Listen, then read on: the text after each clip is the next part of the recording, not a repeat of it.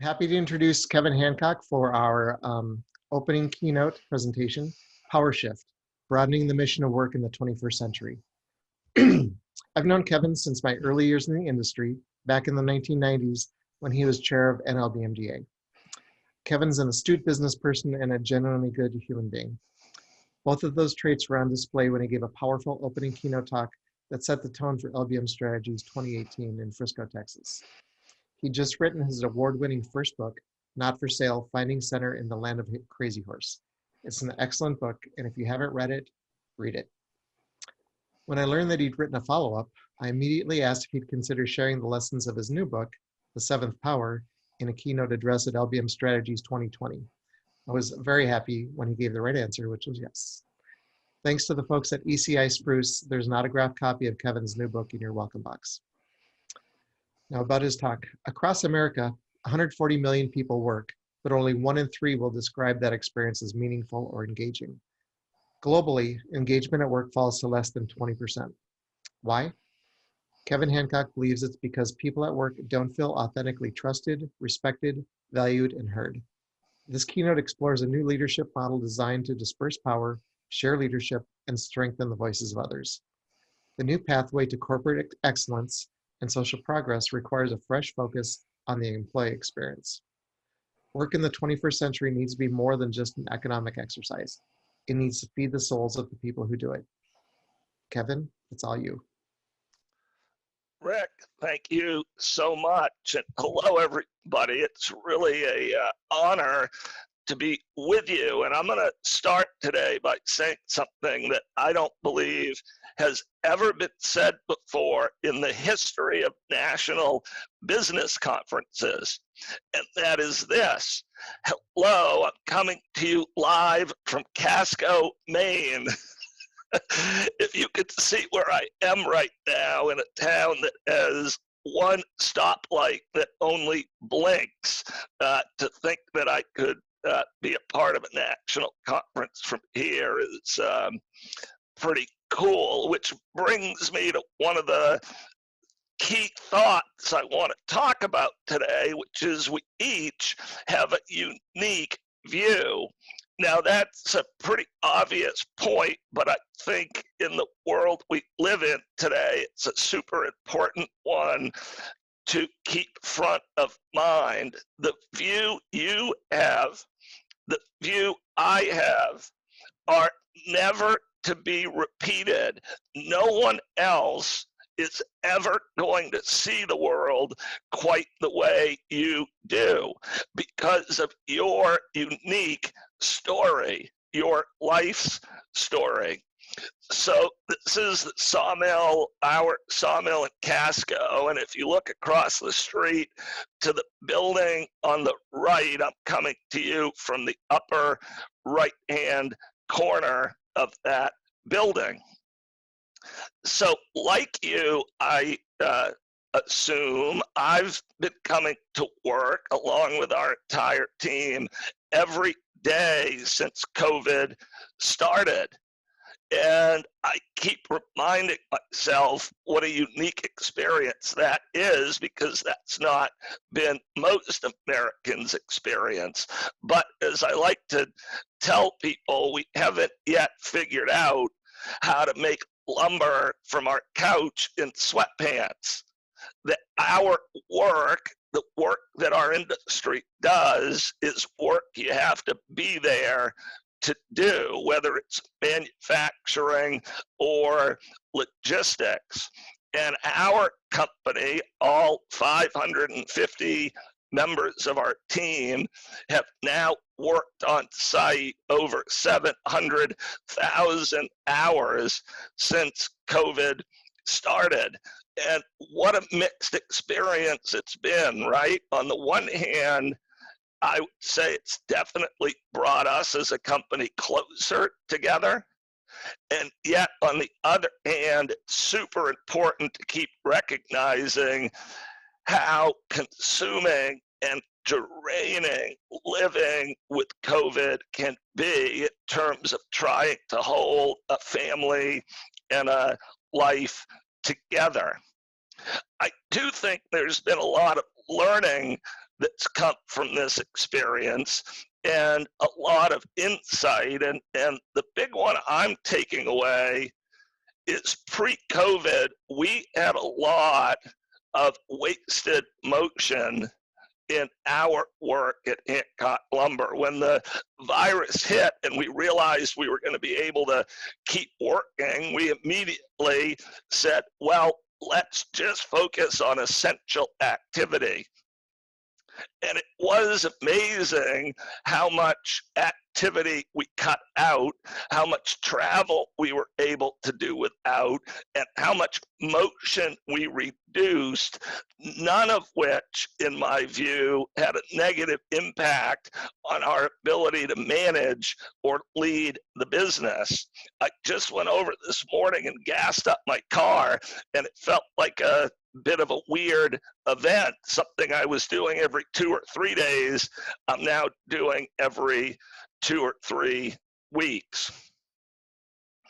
To the topic at hand today, I want to thank Rick and LBM Journal for sharing with all of you a copy of my book, my latest book, The Seventh Power. It was particularly meaningful to be able to share it with people within our shared industry. And I want to start right off the bat by answering one of the most common questions I get, which is, what's the seventh power? The seventh power is the individual human spirit. At its essence, it's a very simple concept. And an example of the seventh power is you today participating in this conference.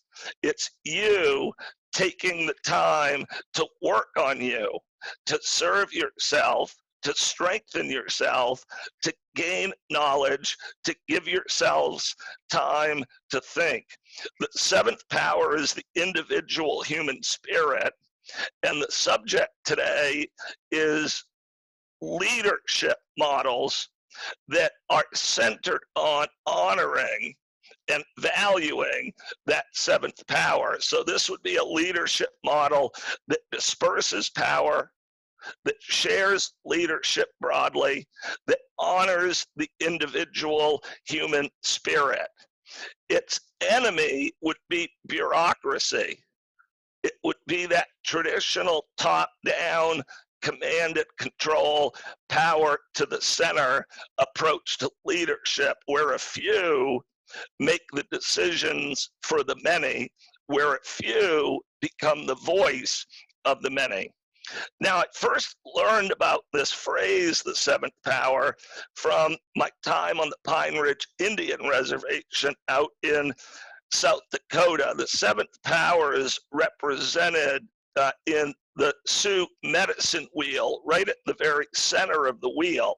That wheel around the outside honors the 6 great external powers, represented by the west, north, east, south, sky, and earth. But at the center of the wheel, those at Pine Ridge who still know what they talk about as the old ways know that a seventh power exists, and that's the individual human spirit. And I believe, to the subject of this talk today, that there is on this planet, across the globe, a power shift playing out. I believe we're transitioning, that humanity is transitioning from a world order that has long been institutionally centric to one that is individually centric. For centuries, the empire has come first, and therefore, for centuries, individuals have been indoctrinated into the tradition of followership and sacrifice before the throne. But I believe we're entering, in the 21st century, a new age. And I think it's really important to stop and think about the characteristics that are driving and defining that epic. And I think you could summarize those characteristics by saying we're entering an age of dispersed power, both literally,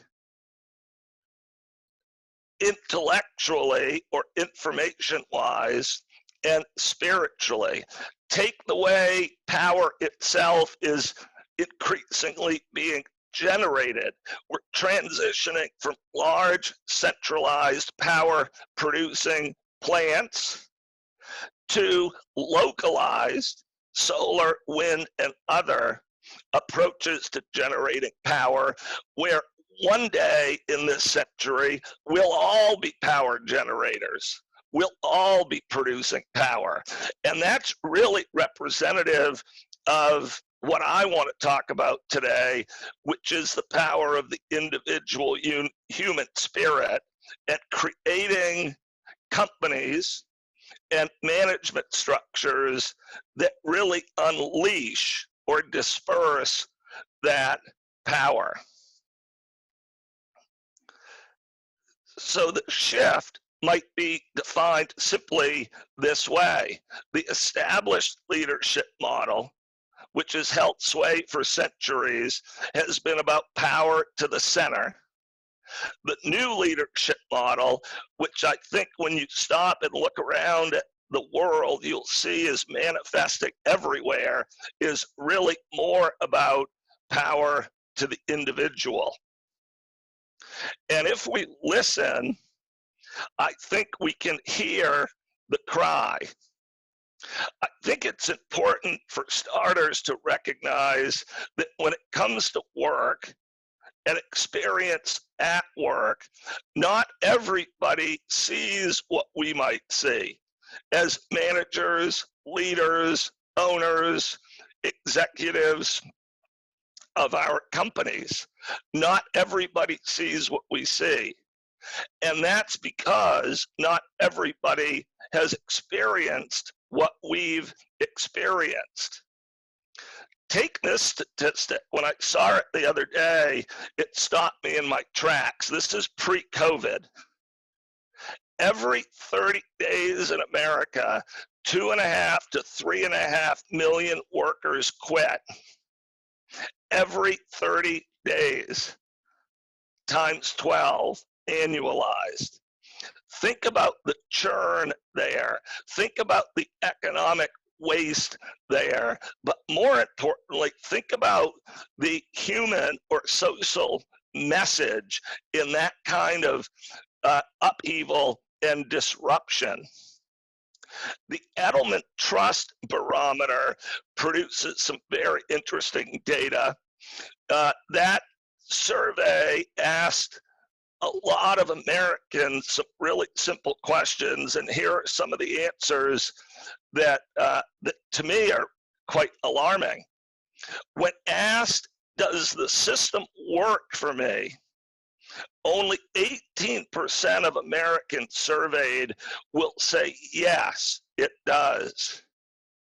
Conversely, when asked, is the system failing you?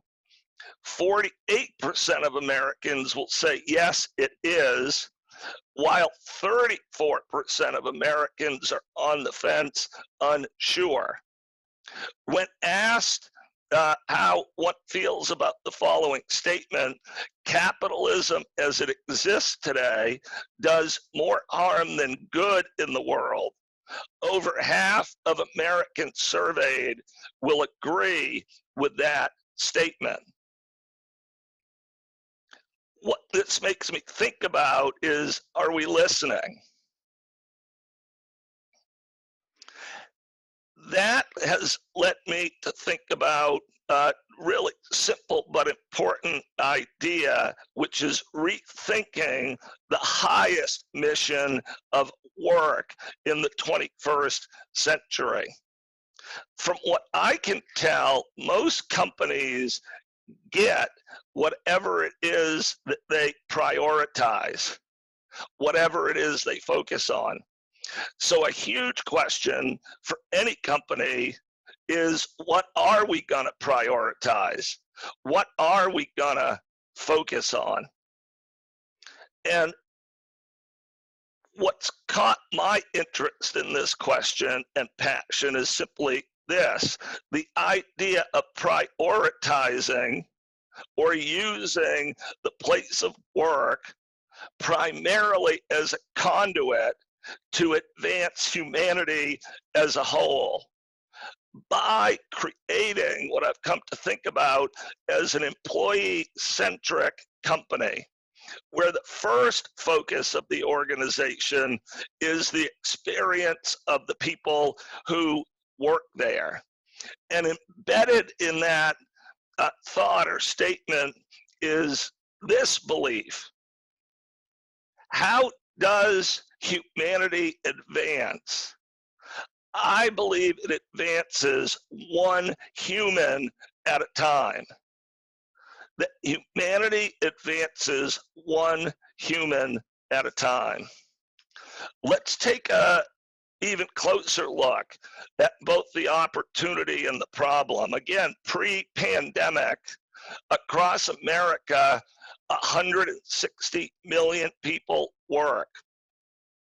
But only a third of them, according to Gallup, will describe that experience as engaging or meaningful beyond a paycheck. Globally, the data gets even worse. Globally, about 2 billion people work, and less than 2 in 10 will describe that experience as engaging. As a CEO, but more importantly as a human, I find this super unfortunate, socially and economically wasteful, and unnecessary. Why is the engagement so low? I believe the answer is simple. I believe it's because people don't feel authentically heard as they are where they are at work. More importantly, I do believe that in the 21st century, work should be more than just an economic exercise. I think work should be meaningful for the people who do it. But for that to be the case, the place of work has got to change. And for the place of work to change, the leaders who are leading the place of work are going to have to create that change with intention. What kind of change? Well, I've come to believe the answer, as it turns out, actually surrounds us. It's woven into the very fabric, if you will, of nature itself. And here's a quick story about how I came to see that. For the first chapter in my book, which you have a copy of, I was doing some work on the Navajo reservation at an amazing charter school called the Star School, which stands for Service to All Relations, in the high desert east of Flagstaff. That night, I went for a walk at sunset alone, and I was thinking about the future of leadership when these 5 words literally just kind of plopped into my head. And those words were as follows: in nature, power is dispersed. In nature, power is dispersed. I stopped, surveyed the scene, and you might have gotten a chuckle out of this had you been watching, began asking out loud a series of rhetorical questions about leadership to the desert itself. My query went something like this: where is the capital of this desert? Where is its headquarters? Where is its corporate governing center? Where is the CEO? Where are the managers? Where are all the supervisors? I turned to a cluster of cactus and said, which one of you, cactus, is in charge of all the others? The answer to every question was abundantly clear. The leadership power of nature is scattered and diffused. It lives in all of nature's parts and pieces, both great and small, both seen and unseen. And here's the connection. Humans who are a part of nature, not above it, ultimately aspire to organize in this same way. To bring this back to something a bit more tangible and specific, I've thought a lot about and ponder in the book that you have a copy of this question. What separates one company, clan, or country from another? In any industry, we've all seen it ourselves. At the same moment in time, some companies will thrive while others are struggling to survive. So what makes the difference? Well, I used to think, and I need to explain this, that it was people. Back in 1991, when I started working at Hancock Lumber Company, we all had sweatshirts and t-shirts that said, "Our people make the difference." And as much as I love people and love those shirts, I don't actually believe that's quite true anymore. I think it's close, but not quite true. I've come to believe that culture makes the difference because great people are actually everywhere. I think that the planet is filled with amazing people. And whether or not they're able to soar is often determined by the culture that they are immersed in, that the leaders have imposed or created for their community. The famous business writer Peter Drucker once said that culture eats strategy for breakfast. And I really have come to believe that this is true. And I think that history plays this out. Let's take a couple quick examples. Let's think about Germany at the end of World War II. So when that war ended, that country was divided between a West Germany and an East Germany. The Western country was affiliated with Western Europe, the United Kingdom, the United States. The eastern side of that country became a part of the Iron Curtain and the Soviet Empire.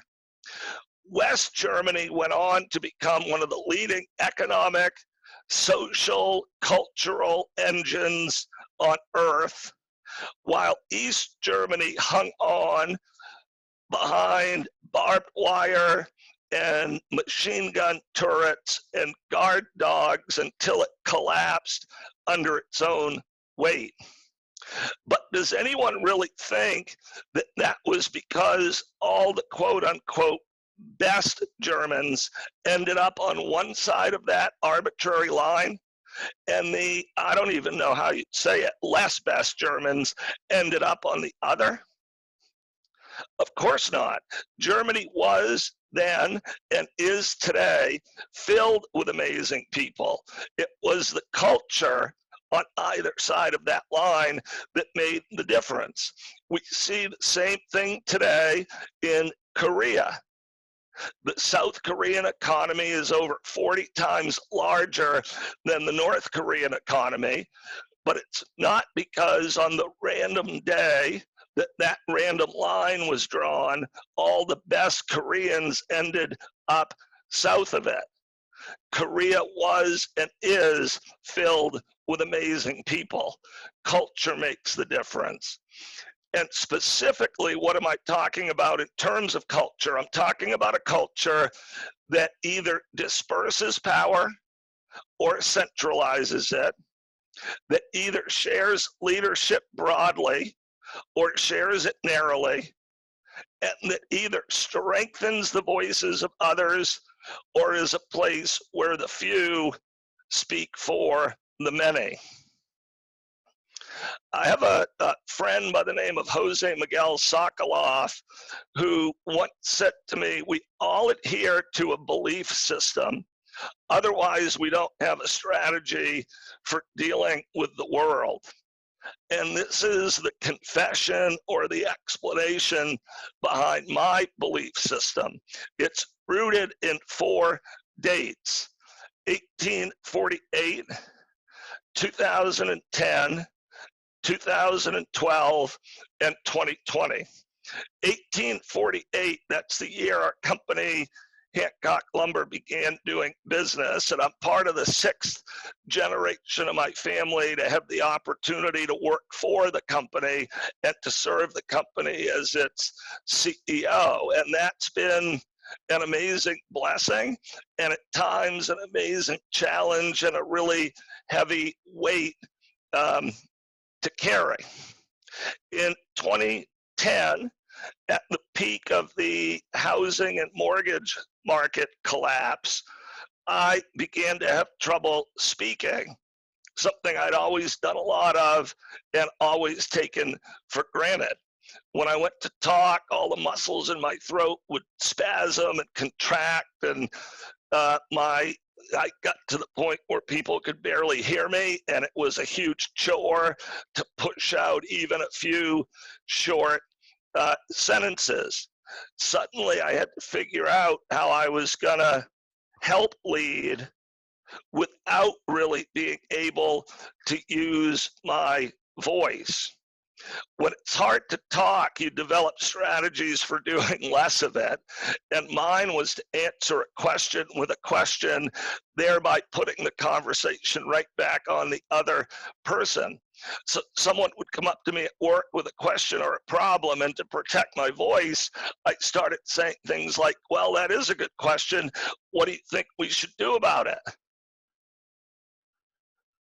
And after that exchange, across months and hundreds of times with hundreds of different people, something really struck me, and that was this: people actually already knew what to do. It turned out they didn't actually need a top-down directive from me to begin with. They already knew what to do. They knew their part of the company better than I knew it. All they actually needed was a safe culture upon which they could trust and follow their own true voice. 2012. In 2012, somewhat serendipitously, I began traveling from Maine periodically out to the Pine Ridge Indian Reservation in the southwest corner of South Dakota. It's a place I've now been over 20 times. Pine Ridge is the largest, poorest, most remote, most historic, and traditionally disenfranchised of all the Sioux reservations on the northern plains. Here is the connection. At Pine Ridge, I met an entire community that felt as if a piece of its voice had been taken or stolen. Out of those 2 events, I ended up having 5 personal learnings, personal truths. First, from my own voice condition, I actually knew what it was like to not feel fully heard, because all the time, every day, for years, I couldn't say everything I wanted to say. At Pine Ridge, I really became aware of the fact that there are lots of ways for humans to lose a piece of their voice in this world. Putting the first 2 thoughts together, I began to ponder the unanswerable question: what's the meaning or very purpose of a human life on Earth? And in this context, I said to myself, well, perhaps it's to self-actualize.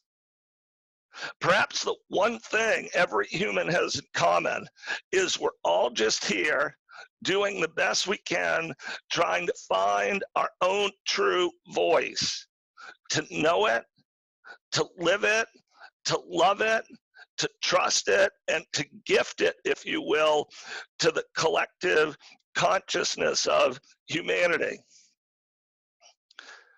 But then I started thinking more about the history of leadership. And while human history has had some amazing leaders, it's also had quite a few not so amazing leaders or self-centered leaders.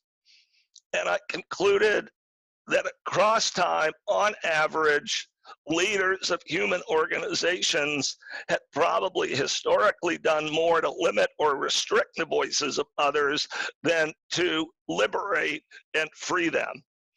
And that's when it hit me that, well, perhaps the partial loss of my own voice, which I'd only previously thought of as a liability, was actually a gift or a blessing or an invitation to lead differently in a way that strengthened the voices of others.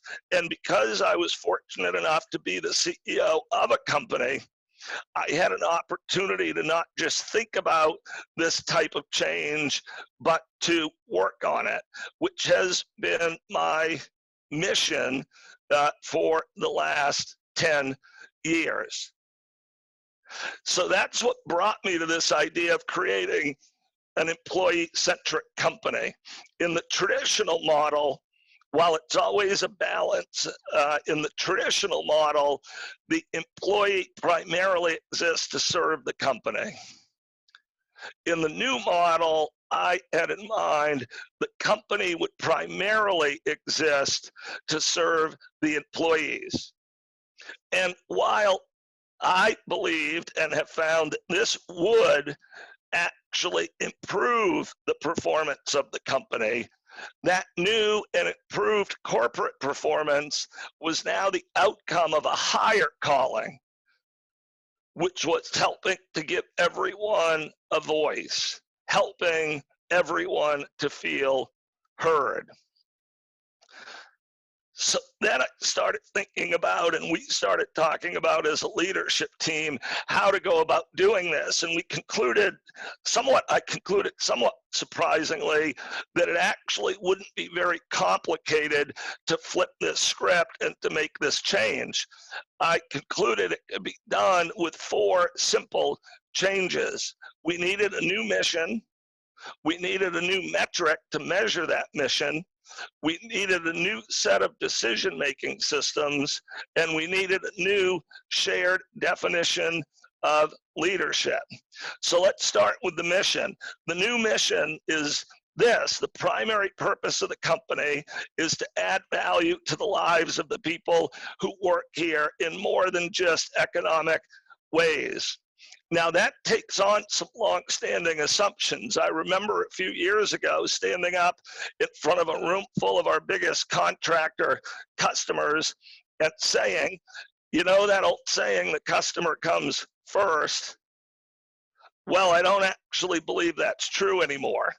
I was sweating when I said it. The back of my shirt was soaked. I was so nervous to say it out loud, but I went on to explain myself. I said, here's what I do believe. I believe the people who are going to take care of the customer should come first, and that if a company were able to create a world-class experience for the employees, those employees would in turn create a world-class experience for the customer and show exceptional care for their company. So now, to borrow a piece of Maine slang, what I like to say is the customer comes a wicked close second. We are super into our customers and they're very important to us, but they don't quite come first.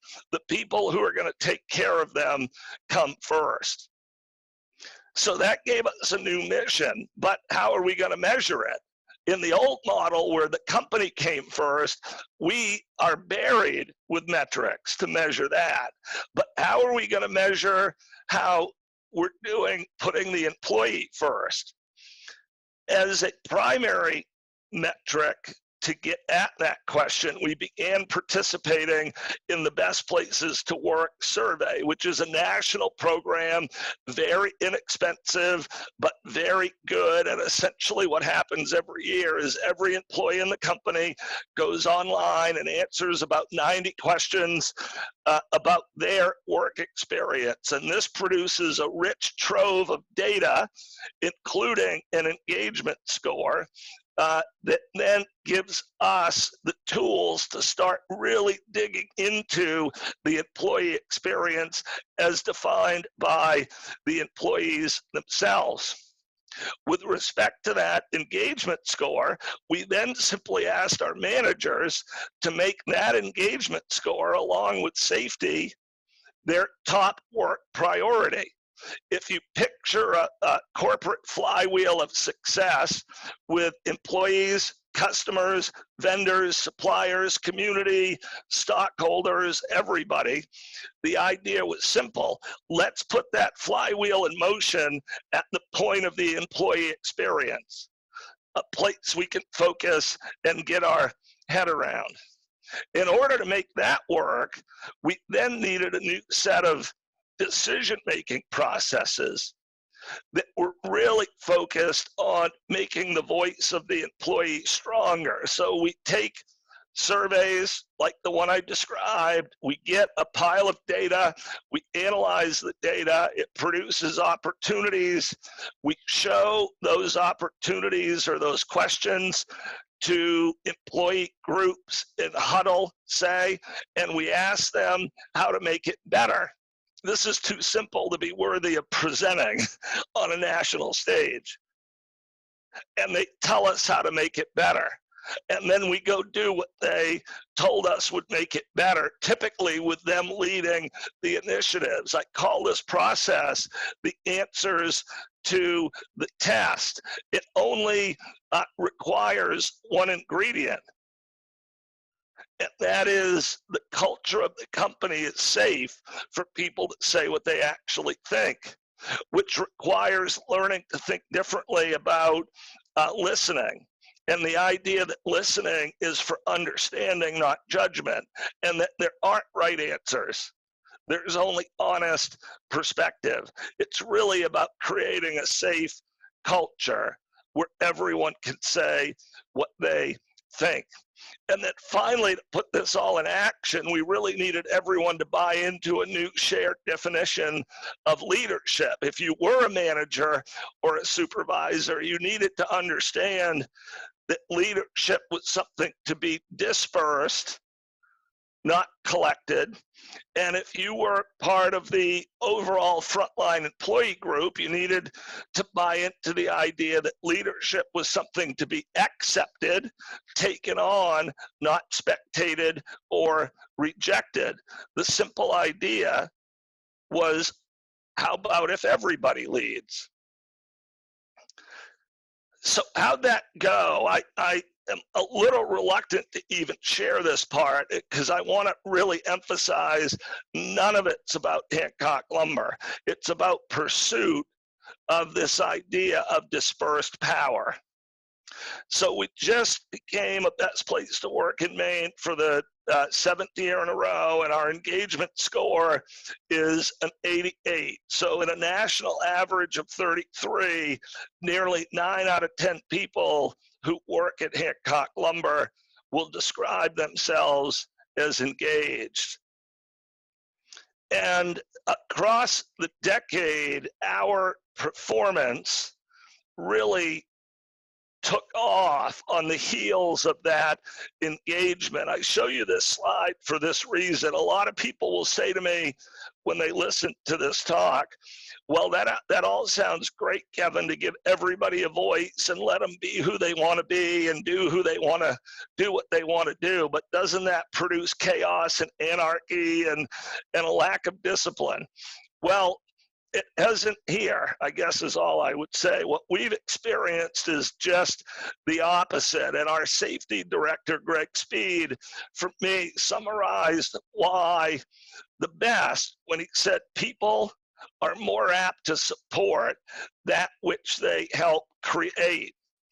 Our accuracy, our commitment to best practices, our discipline all have taken off during the period where we focused on giving everybody a voice. The one chart I would line I'd really like to show you here is the bottom one in green, titled Journeys. So this is counting a journey as every time a delivery truck leaves a Hancock Lumber yard. In 2012, we made 16,707 journeys. In 2018, with sales that had more than doubled since 2012, we made fewer journeys. Our productivity just really took off when we made the voice of the employee a priority. And then I got a hunch looking at how we've done that something super special might have happened. So I actually went back through all our records from the beginning, and we ended up on a profit basis in 9 years, outperforming the entire company history from 1848 to 2010. And I'm sharing that again just as testament to what happens to a company when it doesn't make itself the top priority. So in closing, I want to just share a few thoughts. First is the importance of thinking differently about winning. I grew up playing sports in high school and college, and so I totally understood that in order for my basketball team to win, another basketball team had to lose. There was always an equal number of wins and losses. And that's really the definition of winning we all grew up with. But in the 21st century, in a world where everyone and everything is connected, I think a new definition of winning is required. And I don't believe that winning in the 21st century is winning unless everybody's winning. This is a picture I took one day on the Pine Ridge Indian Reservation, which of course we won the West. But if we won the West, and there are communities in the West, Native communities, that today are the poorest places in America, is that really winning? Is that the kind of winning that we want to be a part of? Which also brings me to this point. I think in the 21st century, staying in your lane is really poor advice. When I came into the industry, that's kind of what I had been taught. You get into the lumber business, put all your energy into the lumber business, and don't look up. And while certainly we've got to be experts at our craft and put a lot of care into the small details of what we're doing, I think work's got a broader mission. And I think that it's critical for us as leaders to get out of our lane, to create a more connected world, and to work towards a planet where capitalism is one of the primary reasons why everybody's winning. All of this for me is in pursuit of the potential of a single question. What if everybody on earth felt trusted, respected, valued, and heard? What might change? I actually think everything might change. And where might this change be sparked or occur? I believe the place of work is actually the best place for this change to be sparked or occur. Why? Because humanity advances one person at a time, and because so many adults work. Work has got to be the place where adults can self-actualize, can come into their own true voice, and can feel trusted, respected, valued, and heard. I think there are there's a process to creating change. It starts within ourselves. It then manifests in how we impact those right beside us. And then it can ripple into the world beyond us. And so I don't think it's an exaggeration to believe that a lumber company or a lumber industry can actually trigger a social movement that can change the world, that's built on the possibility of a single question: what if everybody felt trusted, respected, valued, and heard, and is in pursuit of freeing the seventh power that lives within us all. So I'm really happy to have had this opportunity to share these thoughts with you. Thank you so much for tuning in and listening and thinking with me, and with what time we might have left, I'd be more than happy to listen to you or talk about any questions or thoughts you have. But most importantly, well, as they say at Pine Ridge, we'll peel a tonka, which means big thanks.